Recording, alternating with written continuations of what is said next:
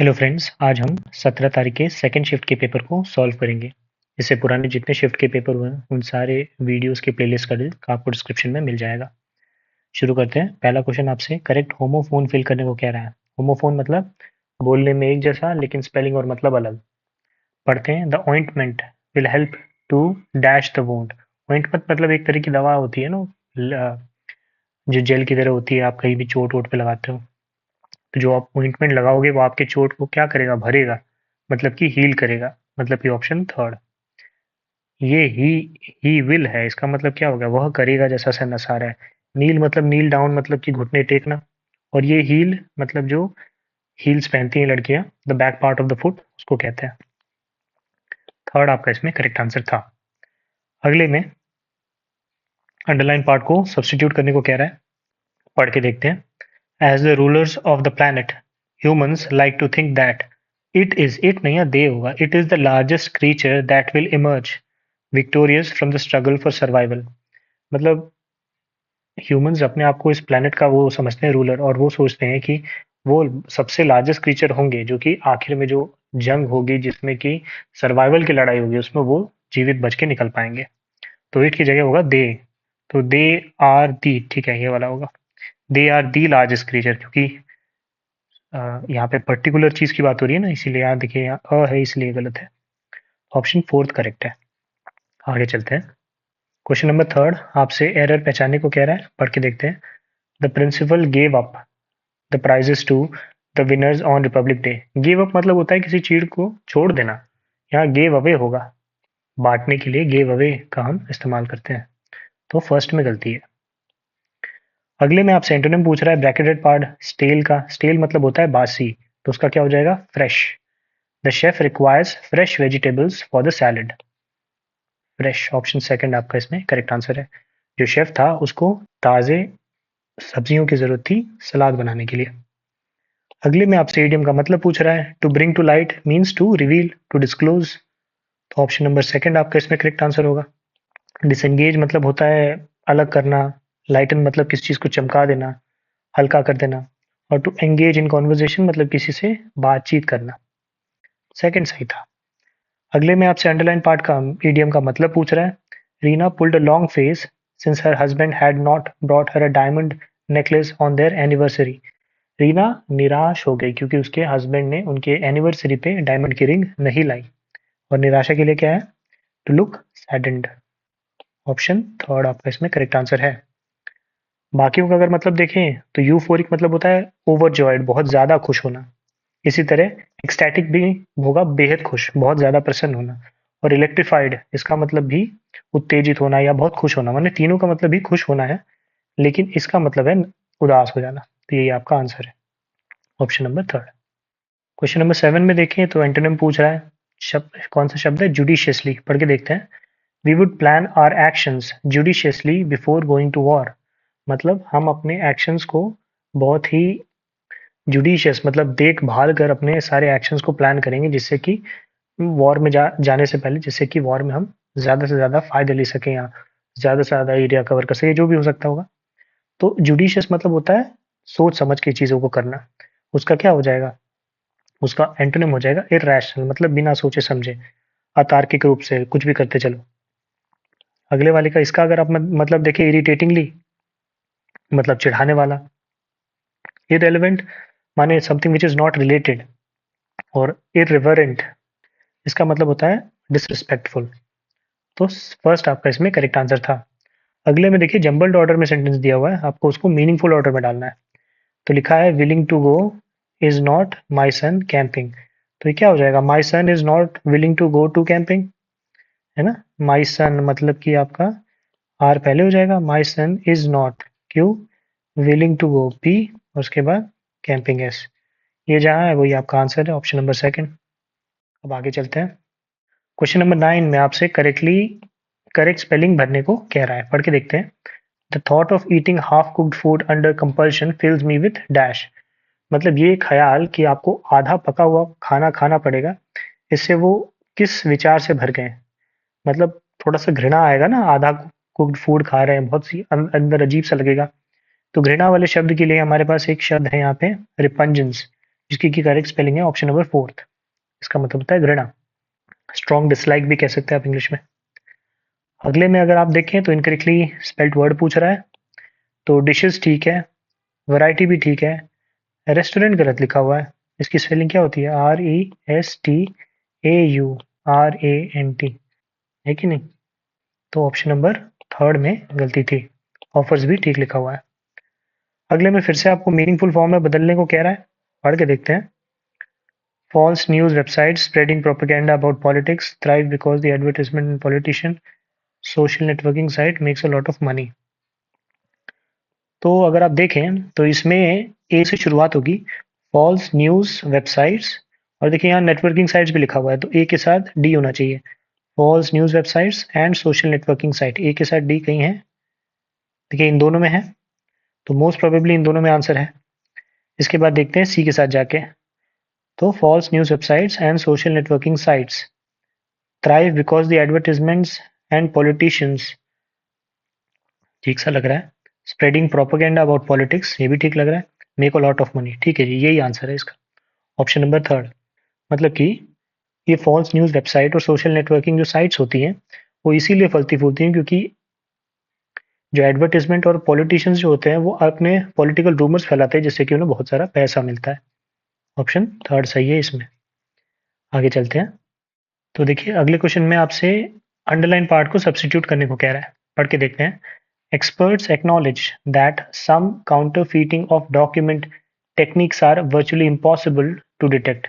Expert मानते हैं कि काउंटरफीटिंग माने किसी का कॉपी बनाना, किसी डॉक्यूमेंट का कुछ ऐसी टेक्निक होती है जिसमें आप कॉपी बनाते हैं तो एकदम इम्पॉसिबल होता है पहचान पाना कि ये ओरिजिनल है या डुप्लीकेट है। तो किसी चीज़ की कॉपी बनाने को हम कहते हैं फोर्जरी। फोर्जरी मतलब होता है मेकिंग अ फेक कॉपी, है ना? और बाकी अगर आप फ्रेंजी का मतलब देखें तो इसका मतलब होता है स्टेट ऑफ इंटेंस एक्साइटमेंट, बहुत ज़्यादा खुश होना। इम्प्रॉम्प्टू मतलब बिना प्लान किए कुछ करना, बिना प्रिपरेशन के बताना, तुरंत एकदम। फियास्को होता है क्या? कंप्लीट फेलियर, नाकामी। ऑप्शन 4th आपका इसमें करेक्ट आंसर था। अगले में आपसे एंटोनिम पूछ रहा है शब्द सिंथेटिक का। सिंथेटिक मतलब something which is not natural, तो उसका क्या हो जाएगा? ये फर्स्ट, नेचुरल। मैन मेड चीज़ों को सिंथेटिक कहते हैं, जबकि जो प्रकृति में मिले उसे हम नेचुरल कहते हैं। इमिटेशन मतलब टू कॉपी समवन, फेक या कॉपी। प्रोसेस्ड, प्रोसेस्ड मतलब क्या होता है? किसी चीज़ को ट्रीट करना, है ना, प्रिपेयर करना। आर्टिफिशियल मतलब होता है something which is man made. तो सिनोनिम पूछता है तो ये होता है। अगले में आपसे एंटोनिम पूछ रहा है, तो I refuse to let anything come in the way of my dreams, मतलब मैं अपने ख्वाबों के रास्ते में जो भी चीज़ आएगा उसे किसी चीज़ को आगे आने नहीं दूंगा। रिफ्यूज लिखा है ना, रिफ्यूज का मतलब होता है रोकना। उसका सिनोनिम क्या हो जाएगा? परमिट, मतलब कि अलाउ करना, जाने देना। बाकी का मतलब देखिए तो बाल्क मतलब क्या होता है? टू हेजिटेट, है ना, हिचकिचाना। रिप्रेस मतलब होता है सप्रेस करना, दबाना। रिकॉर्ड मतलब होता है अग्रीमेंट या कंसेंट। फर्स्ट करेक्ट था। अगले में आपसे देखिए पूछ रहा है ग्रामेटिकल एरर वाला सेंटेंस बताओ। तो अगर हम पढ़ें तो इंडियन फोर्सेस, अब देखिए इंडियन फोर्स लिखा है, यही गलत है। इंडियन फोर्सेस होगा यहाँ पे। Indian forces are known for their loyalty and integrity. Option first ही आपका आंसर है। आगे चलते हैं। क्वेश्चन नंबर 16 आपसे पैसिव वॉइस में कन्वर्ट करने को कह रहा है, सेंटेंस को पढ़ते हैं। They are building a new hospital in the city, तो अ न्यू हॉस्पिटल, आर है, इज बीइंग करके हो जाएगा। देख सकते हैं a new hospital is being built in the city by them. Option number 4th आपका इसमें करेक्ट आंसर होगा। वो एक नया हॉस्पिटल सिटी में बना रहे हैं, मतलब उनके द्वारा एक नया हॉस्पिटल सिटी में बनाया जा रहा है। 4th करेक्ट है। आगे चलते हैं। अगले में देखिए आपसे फिर से पैसिव वॉइस में कन्वर्ट करने को कह रहा है, तो पढ़ते हैं they have built a new bridge across the river. तो देखिए हैव है तो हैव हैज के साथ बीन आना चाहिए। आपके आंसर में बिन यहाँ पे है, यहाँ पे है, ये दोनों डायरेक्टली गलत है। अब the river has been built a new bridge on by them, ये तो गलत ही लग रहा है पढ़ के। A new bridge has been built across the river by them, देखिए अक्रॉस शब्द भी नहीं था, इसलिए गलत हो गया। ऑप्शन 4th आपका इसमें करेक्ट आंसर है। अगले में फिर से जंबल्ड ऑर्डर में सेंटेंस दिया हुआ है, मीनिंगफुल ऑर्डर में बदल के देखते हैं। तो it was as simple as announcing that you have in your store और services over the years, advertisement was initially, हाँ देखिए ये शुरुआत इस तरह से हो सकता है। Advertisement was initially meant to make people aware of the goods available in the market. मतलब कि शुरू में एडवर्टाइजमेंट जब आया था तो इसलिए आया था कि लोगों को ये पता चले कि क्या-क्या सामान मार्केट में है। सी से शुरुआत है, मतलब ऑप्शन नंबर सी आपका इसमें करेक्ट हो जाएगा। आगे पढ़ें। It was as simple as announcing what you have in your store और the services you offer in your premises. शुरू में बस ऐसे ही था कि आपके पास क्या-क्या सामान है वो बताते थे या क्या-क्या सर्विसेज़ आप अपने एरिया में देते हैं उसके बारे में। बाद में क्या हुआ, over the years, advertising has evolved into a major industry that goes beyond information to persuading and influencing. अब आज के समय में एडवर्टाइजमेंट क्या हो गया, वो बहुत ही बड़ी इंडस्ट्री बन गई है जिसमें कि सिर्फ इंफॉर्मेशन ही नहीं, लोगों को परसुएड किया जाता है और इन्फ्लुएंस किया जाता है, उनके थॉट्स को प्रोवोक किया जाता है। It is a form of brain washing consumer. ये अब एक तरह का ब्रेन वॉश करता है लोगों को, मतलब इन्फ्लुएंस कर देता है, जो वो चाहते हैं उसकी जगह उन्हें तीन चार चीज़ें और चिपका दी जाती है। ऑप्शन सेकंड आपका इसमें करेक्ट आंसर है। आगे देखते हैं। अगले में आपसे एंटोनिम पूछ रहा है शब्द अटैक का। अटैक मतलब क्या होता है, किसी पर आक्रमण करना। तो उसके लिए एंटोनिम हो जाएगा डिफेंस, मतलब बचाव करना। बाकी का मतलब देखें। प्रोडक्शन मतलब क्या होता है, किसी चीज को प्रोड्यूस करना, क्रिएट करना। एम्बुश मतलब घात लगाना, अटैक करने के लिए घात लगाए रखना, सरप्राइज अटैक के लिए। और एंगेजमेंट मतलब होता है इंटरैक्शन या इन्वॉल्वमेंट। और 20th क्वेश्चन देखें तो इसमें देखिए वन वर्ड सब्स्टिट्यूट करने को कह रहा है। क्या है वर्ड, पढ़ के देखते हैं। Almost immediately they heard the high shrill piercing cry of tyres on the road side. मतलब अचानक से जब ब्रेक मारते हैं तो कैसी आवाज आती है, उसी के बारे में बात करते हैं। उस आवाज को क्या कहते हैं हम, वो स्क्रीच साउंड होती है। ऑप्शन नंबर थर्ड, स्क्रीच से आवाज आती है ना। क्रीशे मतलब क्या होता है, बाकियों का मतलब अगर हम देखें तो क्रीशे मतलब होता है नर्सरी जो होता है, बाल कक्षा बच्चों के लिए। बिसीच मतलब होता है किसी से भीख मांगना, मिन्नतें करना। और ब्लीच मतलब होता है टू वाइटन, सफेद करना, ब्लीच कर देना। तो यहाँ तक हो गया। अब इसके बाद हम चलते हैं अपने पैसेज पे। यहाँ से हमारा पैसेज शुरू हो रहा है, तो पढ़ के देखते हैं। The adverse dash of climate change and environmental degradation are increasingly driving human mobility the world over, particularly in countries with high exposure and low dash। मतलब द एडवर्स क्या हो सकता है, देखिए यहाँ पे एडवर्स इफेक्ट और इफेक्ट, ये दो वर्ड हैं, इन्हीं में से आंसर है आपका। अब दोनों का मतलब क्या होता है। ये वाला इफेक्ट जो होता है ये किसी तरह का एक्शन होता है, किसी पे पड़ना। इस इफेक्ट का मतलब क्या होता है कि प्रभावित करना। और ये वाला प्रभावित, इसमें भी प्रभाव पड़ना, लेकिन ये कॉन्सिक्वेंस होता है एक्चुअली। मतलब इस इफेक्ट से आप एक्शन कुछ हो रहा है ये समझ लीजिए, और इस इफेक्ट से आप एंड रिजल्ट से ऐसे याद कर सकते हैं। और यहाँ पे कुछ एंड रिजल्ट ही हो रहा है, adverse effects of climate change. Climate change धीरे धीरे होता है और उसका इफेक्ट जब हो जाता है चेंज तब होता है। तो इसीलिए ये वाला इफेक्ट का आप यूज करेंगे इसमें। Adverse effect of climate change and environmental degradation are increasingly driving human mobility the world over, particularly in countries with high exposure. मतलब ये जो क्लाइमेट बदल रहा है इस वजह से एनवायरमेंटल डिग्रेडेशन तो हो ही रहा है, साथ ही साथ जो ह्यूमन है वो मोबाइल मोबाइल मोबिलिटी कर रहा है, मतलब एक जगह से दूसरे जगह जा रहा है। उन कंट्रीज में ये ज़्यादा हो रहा है जहाँ पे ज़्यादा एक्सपोजर है और जो उनके पास वहाँ पे कैपेसिटी नहीं है इतनी कि वो अपने आप को वहाँ बचा सके, तो वहाँ पे लोग मोबिलाइज कर जाते हैं, वहाँ से चले जाते हैं। फर्स्ट आपका इसमें करेक्ट आंसर था। आगे पढ़ते हैं। Particularly in countries with high exposure and low, low क्या होगा, लो एडेप्टिव कैपेसिटी। क्यों, क्योंकि वो कंट्री जो कि जहाँ पे ज़्यादा वो क्लाइमेट चेंज का असर है और वो कम अडेप्टिव हैं, उनके लिए जीना ज़्यादा मुश्किल होगा।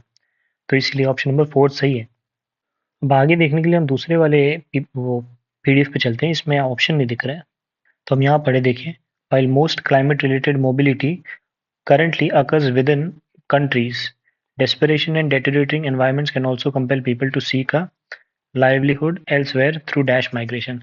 देखिए ज़्यादातर जो क्लाइमेट रिलेटेड मोबिलिटी होती है, मतलब क्लाइमेट की वजह से लोग जो एक जगह से दूसरे जगह जाते हैं वो एक कंट्री के अंदर ही सीमित होता है, लेकिन बहुत बुरा जो एनवायरनमेंट कंडीशन है उस वजह से लोग इरेगुलर तौर पे भी माइग्रेट करते हैं। इरेगुलर देख सकते हैं आप, ये रहा option, irregular form of migration लोग कर रहे हैं। आगे पढ़ें अगर। While climate change negatively impacts everyone everywhere, those already in vulnerable situation due to geography, poverty, gender, age, disability, origin or other status, including migrant women who dash climate change, who dash climate sensitive livelihood, and children who are less able to survive extreme weather conditions are at the greatest risk of suffering harm. ये कह रहा है कि जो negative impact कर रहा है, जो ज़्यादा वल्नरेबल है ऑलरेडी, जैसे कि जो जो गरीब हैं, जिनका एज कम है, जेंडर में जो डिफरेंसेस होता है, मतलब महिलाएं कम झेल पाती हैं, उन वो लोग ज़्यादा उस चीज़ के ऊपर, क्लाइमेट चेंज से उन्हें ज़्यादा रिस्क है। अब इसमें क्या हो जाएगा ऑप्शन? इसमें होगा, यहाँ पे देखिए, geography depends on climate sensitive livelihood and children who are suffering from who are suffering children who are less able to survive extreme weather condition। मतलब ये लोग जो क्लाइमेट सेंसिटिव, क्लाइमेट के ऊपर ज़्यादातर डिपेंडेंट होते हैं, वो चीज़ों को नहीं सह पाते और वही ज़्यादा वल्नरेबल होते हैं। नीचे अगर हम देखेंगे तो यही होगा, तो आप देख सकते हैं डिपेंड्स ऑन। लास्ट पे चलते हैं। It is dash to recognize this reality and take meaningful action to protect the human rights of those most affected by climate change, including migrants। तो ये कह रहा है कि इट इज़ क्या, it is optional, it is resistant, या it is secondary. It is imperative होगा। Imperative क्यों होगा? क्योंकि इम्पेरेटिव का क्या मतलब होता है? अनिवार्य। मतलब ये अनिवार्य है कि हम रियलिटी को रिकग्नाइज करें और मीनिंगफुल एक्शन लें, जिससे कि ह्यूमन राइट्स को प्रोटेक्ट किया जा सके, जो कि जैसे कि लोग जो इफेक्ट हो रहे हैं क्लाइमेट चेंज से और जो माइग्रेट कर रहे हैं, उनके ऊपर कुछ काम किया जा सके, उन्हें हेल्प किया जा सके, क्लाइमेट चेंज को रोका जा सके, ताकि इस तरह की चीज़ें ना हो। तो ऑप्शन सेकंड आपका इसमें करेक्ट आंसर होगा। उम्मीद करता हूँ ये वीडियो भी हमारे बाकी वीडियोस की तरह हेल्पफुल रहा होगा। बाकी हम आगे भी ऐसे ही वीडियोस बनाते रहेंगे, तो उन सब चीज़ों को फॉलो करने के लिए आप चैनल को सब्सक्राइब कर सकते हैं। वीडियो के साथ अंत तक बने रहने के लिए बहुत बहुत धन्यवाद।